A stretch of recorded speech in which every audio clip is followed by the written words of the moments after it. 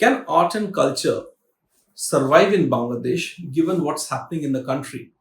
We read daily news of attacks on minorities, of the law and order situation, of the rise of radical Islam in Bangladesh.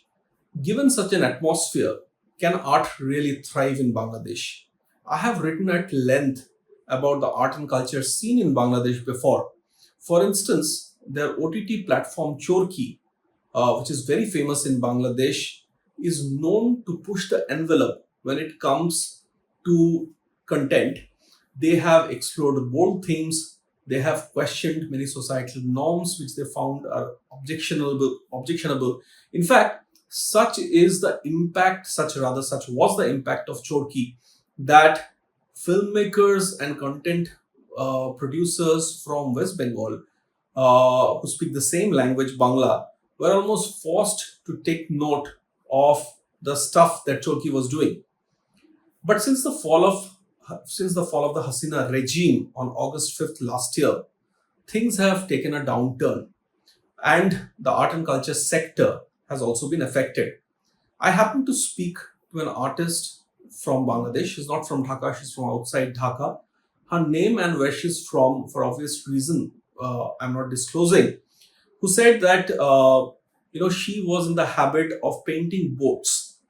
Uh, Bangladesh has a riverine landscape, and she would paint pictures of boats which are on the banks of rivers, or boats which are taken out in the rivers by fishermen, and those pictures she would then put up on her social media accounts, and she would also get sort of a lot of queries and clients from within Bangladesh and outside who would be interested in buying those pictures.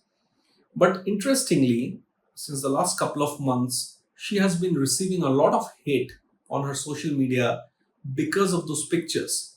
She has been branded as an Awami League supporter because do not forget that the boat is a symbol of the Awami League, Sheikh Hasina's party.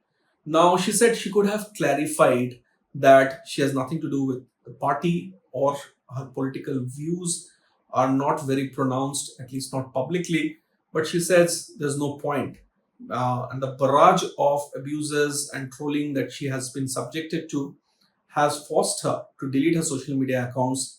In fact, she's thinking of moving base because people also know who she is, where she's from. This is not a solitary incident, and there is, of course, a reason for her to be very scared because this comes even as there is news from Bangladesh about the arrests of actresses. Now, this is what one of their topmost newspapers, the Daily Star, wrote about the arrests of actresses. The Daily Star wrote that on 10 January, actor Nipun Akhtar was barred from boarding a London-bound flight from Sylhet Osmani International Airport. Akhtar is a former General Secretary of the Bangladesh Film Artists Association, and she was stopped by the immigration police on instructions from intelligence agencies. The report further said that Nipun's unexpected travel restriction follows her involvement in political activities and close association with influential figures within the Awami League. In February, actors Meher Afroz Shaun and Sohana Sabah were also detained and interrogated for anti-state conspiracy. There now seems to be a climate of fear, and this artist who I spoke about just now has, of course, a lot of reasons to be afraid and to delete her accounts and stop painting boats. Now, it's not just the arrests of artists and actors who are deemed close to the Army League and to Sheikh Hasina, who are feeling the heat in Bangladesh. It is also somebody who was extremely vocal in her opposition to the Sheikh Hasina regime and to what Sheikh Hasina herself stood for, whose work has come under attack. It is no other than Taslima Nasreen, whose new book Chumban, or The Kiss in English, was copies of the book were placed in a bookstall in the just concluded annual book fair in Dhaka. Now, the publisher of her book was attacked. He was present at the stall, and the book was and the stall owner was told that the copies of the book cannot be displayed anymore, cannot be sold. Now, Nasreen, as I said, has been, though she's a controversial figure in Bangladesh, has been very critical of the Sheikh Hasina regime also.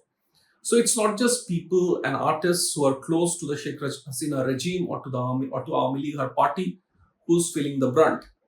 There has also been, apart from arrests of actresses and the banning of Taslima Nasreen's book, cancellation of a lot of culture events in Dhaka and elsewhere. And those events have been on the annual calendar of Bangladesh and have been major tourist draws. Now, this year, several such cultural events were cancelled. This also brings me to the rise of radical groups, radical Islamist groups within Bangladesh, who are now going from place to place, from event to event, attacking people, attacking artists, and attacking culture keepers of the country to sort of stop events which they think do not agree with their idea of the country, with their idea of Islam. In such a case, of course, Bangladesh has to ask itself: can the robust art and culture scene in Bangladesh thrive?